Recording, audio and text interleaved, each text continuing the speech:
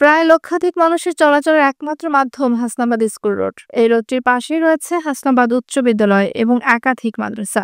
প্রতিদিন কয়েক হাজার শিক্ষার্থী এই রাস্তা দিয়ে যাতায়াত করে। নরসিংদী রায়পুর উপজেলার আমিরগঞ্জ ইউনিয়নের হাসনাবাদ স্কুল রোডের বেহাল দশায় চরম ভোগান্তিতে পড়েছে এলাকাবাসী। প্রতিদিন এই রাস্তায় পোহাতে হচ্ছে শিক্ষার্থী থেকে শুরু করে সাধারণ মানুষের দুর্ভোগ।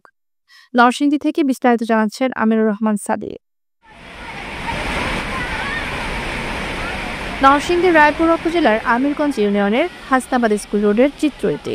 শুধু তাই নয়, নরসিংদীর পুরনো পাট ও কাপড়ের বাজারের একমাত্র সড়ক এটি। অল্প বৃষ্টিতেই রাস্তা ডুবে যায় কাদা জলে।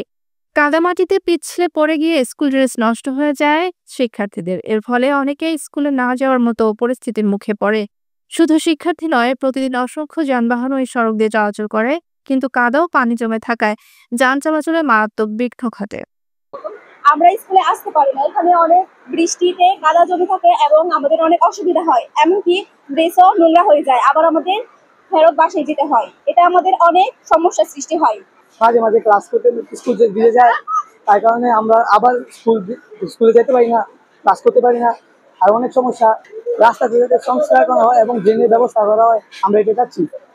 এই রাস্তা ঠিক করার জন্য আমরা চাই যেন এই রাস্তা মুক্তভাবে বাচ্চাদের চলাচল করতে পারে। রাস্তা সংস্কারের ড্রেনের ব্যবস্থা চাই। পাশাপাশি রাস্তার পাশে রয়েছে কয়েকটি শিল্প কারখানায় যাতায়াতকারী শ্রমিকরাও প্রতিদিন ভোগান্তি পোহাচ্ছেন। এটা একবারে কাদামাটি অবস্থা আছে, সেখানে রিক্সা অটো যাইতে খুব সমস্যা হয়, স্কুলের ছাত্রছাত্রীরা যাইতে খুব সমস্যা হয়।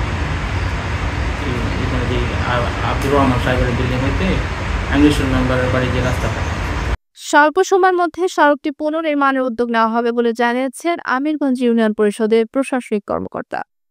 এলাকাবাসীর দাবি, দ্রুত হাসনাবাদ স্কুল রোড সংস্কার করে চলাচলের উপযোগী করা হোক, যাতে শিক্ষার্থী ও সাধারণ মানুষ স্বাভাবিক জীবনযাত্রায় ফিরতে পারে।